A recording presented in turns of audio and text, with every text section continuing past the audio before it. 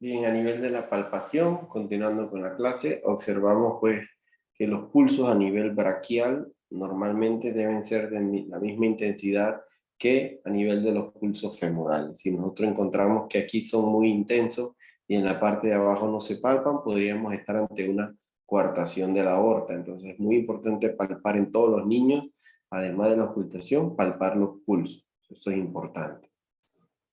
Hay algo que se conoce como la amplificación periférica de la presión arterial, que es normal que, por ejemplo, según vemos en esta imagen, a nivel o muy cercano al corazón, las presiones sean muy similares a las cavidades ventriculares.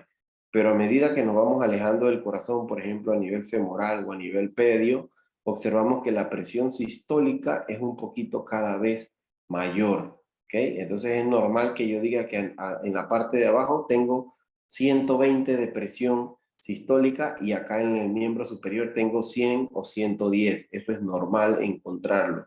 ¿Por qué? Porque si hay una elevación ligera de la presión arterial sistólica, pero observen qué es lo que pasa del área bajo la curva. Cada vez que se hace ese pico un poco más alto, el área de la curva es más baja o es menor.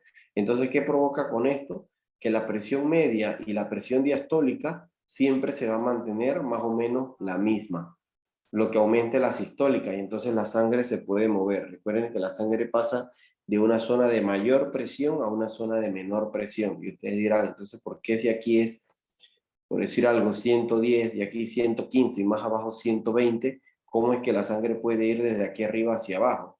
Bueno, porque se aumenta así la presión sistólica, pero la presión media y la presión diastólica se mantiene casi igual y por eso la sangre se puede mover en ese sentido. Entonces no se asusten cuando en algún momento tienen una presión sistólica 10 o 15 milímetros de mercurio más que en las extremidades superiores. Lo que sí no puede ser normal es que aquí tengo 120 y abajo tengo 100, porque ahí sí se me están perdiendo 20 milímetros de mercurio, que es necesario buscar dónde se quedaron. Entonces, eso sí no es normal. El test de hiperoxia como prueba complementaria, bueno, esto es que a un paciente que tenemos una sospecha de que hay una lesión cardíaca porque tiene cianosis, le hacemos una gasometría arterial para ver cuánto es el FIO2 al 21%, se le hace una gasometría arterial y se evalúa.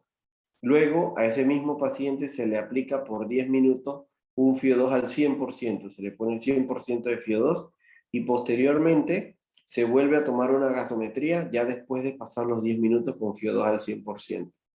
Si vemos que esa gasometría tiene una oxemia o una PO2 entre 50 y 70, es alta probabilidad de que tengamos una cardiopatía. Pero si vemos que esa PO2 se va más allá de 150, entonces tenemos una lesión pulmonar. O sea, acuérdense que cuando el pulmón está lesionado y se le administra oxígeno, ese bebé va a mejorar su saturación porque le administraste oxígeno y el pulmón mejora. Pero acá, si es una cardiopatía, por ejemplo, una válvula pulmonar que no se formó, aunque le pongan 100% por más tiempo, no va a mejorar esa cardiopatía porque, y la oxigenación porque siempre va a haber mezcla sanguínea. ¿Okay? Entonces, este test nos ayuda a nosotros a definir si la cianosis se debe a una lesión cardíaca o pulmonar. En la radiografía de tórax es muy importante evaluar el tamaño de la silueta cardíaca, si hay una u otro arco que no es normal verlo. Entonces es muy importante ver si hay cardiomegalia, o ustedes ya saben esto, una línea central a nivel de la columna, ver la posición del espacio más lejano al cese centro del lado derecho, lo mismo del lado izquierdo, esto se suma y se divide entre el diámetro del tórax en total. Si esto da un punto 55 de relación, uno sospecha de que hay una cardiomegalia en ese paciente y el corazón está ligeramente crecido. Entonces los arcos normales que tenemos que ver es el de la vena cava superior y el de la aurícula derecha del lado derecho, y del lado izquierdo el botón o callado aórtico, que sería este que está aquí, luego el botón de la arteria pulmonar, que sería el que sigue, y el ventrículo izquierdo. Si aquí podemos ver que el botón de la pulmonar está dilatado, es porque la pulmonar está grande, o la aparición de un cuarto arco, sería hablando de que creció el atrio izquierdo. Entonces eso nos debe sospechar de que hay algo que no anda bien. Lo normal es encontrar estas estructuras como se ve aquí o se representa acá. A veces hay lesiones cardíacas que pueden estar relacionadas como conforme se ve en la anatomía de la vía aérea. Y observan ustedes aquí que el bronquio derecho, como les dije, es un bronquio más corto y vertical en comparación al izquierdo, que está representado por esas líneas rojas, que es más horizontal y más largo su bifurcación. Entonces observen aquí el bronquio derecho cómo se divide en bronquio lobar superior e inferior, y a la división del izquierdo está hasta acá, ¿ok? Cuando eso ocurre, decimos que el situs bronquial es solitud, es decir, el derecho está a la derecha y el izquierdo está a la izquierda. Entonces, cuando nosotros vemos esto, la posibilidad de que la aurícula derecha sea derecha y la aurícula izquierda sea izquierda, hasta un 95%. No así en el situs abdominal. A veces podemos tener un situs inversus, es decir, que la burbuja gástrica está por acá y el hígado del otro lado, y entonces solo el 50% va a tener un situs inversus también cardíaco. Entonces eso es muy importante. Si los bronquios tienen una buena posición, el corazón tendrá las estructuras normales. Cuando es abdominal, solo en un 50% de los casos. ¿Por qué? Porque se pueden dar los que le decía, bronquios cortos con bifurcación temprana, esto es lo que se conoce como dextromorfismo, o lo contrario, bronquios largos, horizontales con bifurcación tardía, entonces esto es lo que se conoce como levomorfismo. En cuanto al arco aórtico, generalmente siempre el arco aórtico debe estar a la izquierda del paciente. Recuerden que esta es una visión, una vista como si el paciente nos estuviera mirando a nosotros, entonces el arco aórtico siempre debe estar a la izquierda. ¿Por qué? Porque aquí baja la columna de aire y el arco aórtico hace que la columna de aire de la tráquea se vaya hacia la derecha, como se vería así, de esa forma, normal, porque el arco aórtico está aquí. Pero en algunos pacientes, como se ve acá, el arco aórtico se va a ver a la derecha y la columna de aire se va a ver a la izquierda. Entonces, cuando tenemos eso, es diferente y esto es patológico. Esto sí es patológico porque el arco aórtico no puede bajar a la derecha de la columna vertebral. Siluetas cardíacas, como veremos más adelante, ustedes saben aquí que muy probablemente esto ya lo conocen, la llamada figura de bota, pulmones muy poco con flujo pulmonar, se ven muy negros, muy oscuros, la punta levantada y la pulmonar no está porque está estenótica, ¿okay? Esa es la figura tradicional de la sospecha de un falot, o esta estructura acá, donde se ve aquí todo lo que es el timo, se ve esta estructura un poco ovoide o el corazón un poco en forma de huevo. Esto es propio pues de la conexión anómala, a la transposición de grandes arterias. También está esta imagen como si fueran dos pelotas, vean que son diferentes a la imagen tímica, sino son dos pelotas grandes, y esta es la imagen de muñeco de nieve propia del paciente con conexión anómala supracardíaca a vena vertical. Otras de las siluetas que nosotros vemos es la silueta de garrafa o garrafón, que es la mayor lesión cardíaca que produce una cardiomegalia importante en la anomalía de Epstein. El otro, esto que se ve aquí, es una conexión anómala, una radiografía de una conexión anómala parcial de venas pulmonares, donde se ve el síndrome de cimitarra, que en las venas pulmonares derechas drenan justo a la entrada de la vena cava inferior, asemejando pues la espada esta de los turcos que utilizaban antes, y a veces también las lesiones de las escotaduras cuando hay una coartación de aorta, que con colaterales vean cómo ese paquete vascular se hace grueso y se indenta debajo de las costillas y los va como comiendo, dejando esas escotaduras que son el síndrome de Rössler, y lo otro pues el signo del 3 en la zona de coartación. Todo esto lo iremos viendo a medida que vaya pasando el curso. Ahí están los signos de Rössler. Y bueno, estos son los signos y síntomas asociados generalmente en la etapa neonatal o lactante menor. Ya en lactante mayor y el niño mayor encontramos en los soplos que ya definimos. Ya el niño más grande que habla o se expresa puede decir que tiene palpitaciones o aceleraciones del corazón. El dolor de pecho también es una consulta bastante común en pediatría. Afortunadamente, pues la posibilidad de que eso se deba a una lesión cardíaca es baja. El síncope o la caída súbita desde una altura de sus pies con pérdida del estado de alerta transitoria también puede estar asociado a lesión cardíaca o no. La gran mayoría, gracias a Dios, no es de esa forma, pero siempre deben ser evaluados. La intolerancia al ejercicio también debe ser evaluado, y las infecciones respiratorias a repetición. Niños que tienen unas infecciones repetitivas durante un año lectivo o un año calendario, y siempre, sobre todo esas infecciones respiratorias, lo llevan a estar dentro del hospital, entonces hay que sospechar de que hay una cardiopatía por ahí cerca. Esto era lo que tenía para el día de hoy. No sé si tienen alguna duda, alguna pregunta, algo que no quedó claro.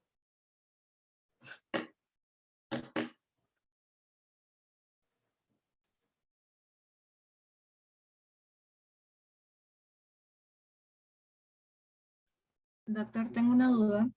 Díganme. Usted mencionó en la ocultación a los soplos inocentes. Ujú. Eh, digamos que nosotros cuando nos graduemos y todo eso, y vayamos a ser médicos generales y nos llega a consulta o algo y póngase, tenemos a un paciente que tiene un soplo inocente, ¿estos soplos deben ser referidos siempre a un especialista o nosotros podemos tipo decir, dije, bueno, esto es un soplo inocente, no pasa nada, no necesita ningún tratamiento? Ok, cuando el paciente tiene dependiendo la edad, si es un niño menor de 2 años, todos deben ser referidos a cardiología. ¿Eh?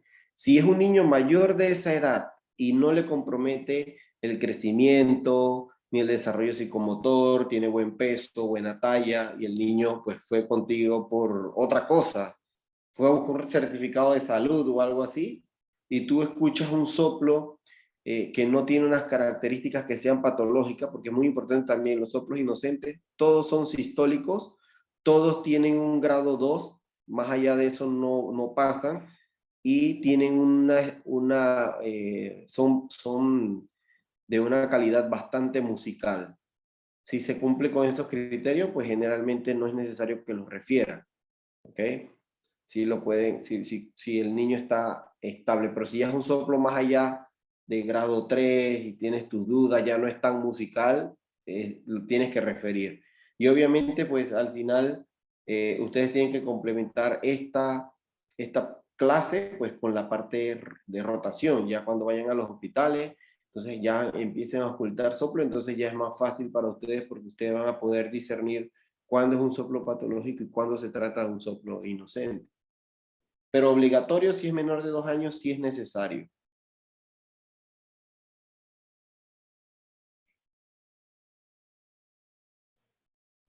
Listo, gracias.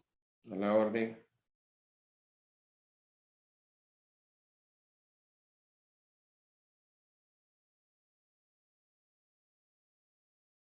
Bien. ¿Dudas o preguntas? Yo les dije a Pedro que necesitaba que bajaran el Socrates Student. ¿Todos lo tienen?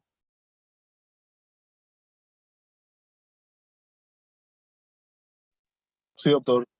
Ok, entonces encendemos nuestras cámaras. Vamos a hacer nuestro primer examen o quiz.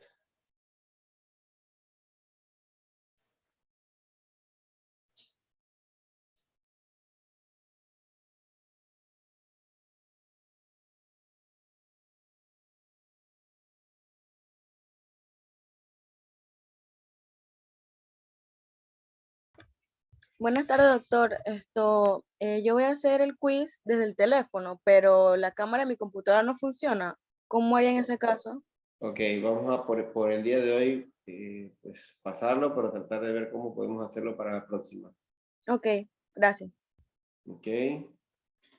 Entonces van Doctor, a si yo entrar. estoy desde el teléfono y aquí mismo tengo que hacer el quiz, Ok, ¿cómo está haría? bien. Lo mismo que tu compañera. Doctor, en mi caso yo también estoy desde mi teléfono en este momento. Muy bien. Yo también, doctor, estoy en el teléfono. Van a entrar con el apellido de ustedes primero y posterior el nombre. ¿Ok? Por ejemplo, como aparece aquí, van a poner Ruiz, Pedro. El aula es cardiología pediátrica en mayúscula y todo pegado.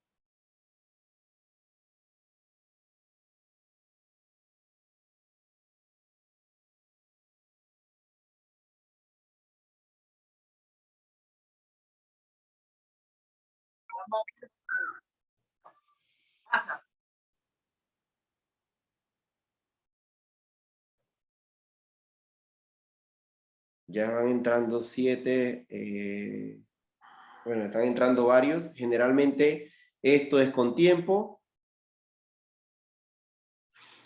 Tienen medio minuto. Yo les voy a decir cuando falten 10 segundos, cambio, y tienen que poner la respuesta y dar submit para poder que el equipo lo cuente. ¿Cuál era el nombre de del...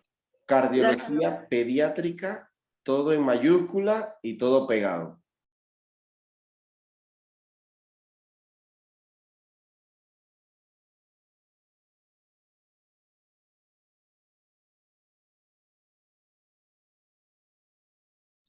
Ya comenzamos, doctor. Diga.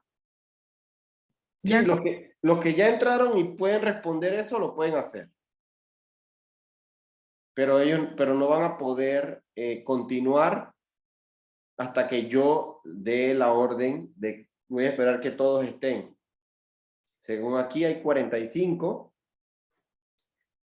y vamos a esperar que los 45 estén dentro para entonces contar el tiempo. Profesor, disculpe, en mi caso yo entré y comencé de una vez. No sé. Sí, está bien, no pasa nada porque ya no te va a aparecer nada. Ah, ok. Hasta que yo te diga cuándo va la que ya yo voy a decir cambio, que va a continuar el otro. Faltan 3 personas por entrar.